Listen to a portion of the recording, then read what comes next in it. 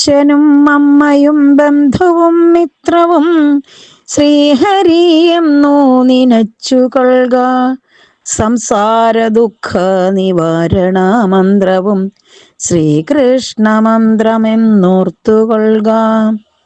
പ്രത്യക്ഷ കൃഷ്ണന്റെ അക്ഷരപുണ്യമാം ഭാഗവതം നിത്യം ചൊല്ലിടുക.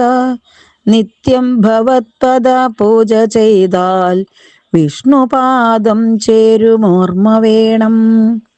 നാരായണീയത്തെ നിത്യവും ചൊല്ലിയാൽ വേരറ്റുപോയിടും രോഗമെല്ലാം.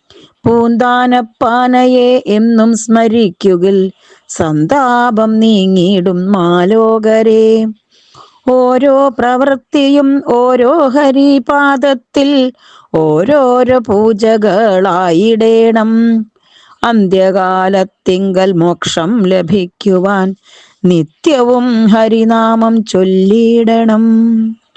അന്ത്യകാലത്തിങ്കൽ മോക്ഷം ലഭിക്കുവാൻ നിത്യവും ഹരിനാമം ചൊല്ലിയിടണം. നിത്യവും ഹരിനാമം ചൊല്ലിയിടണം.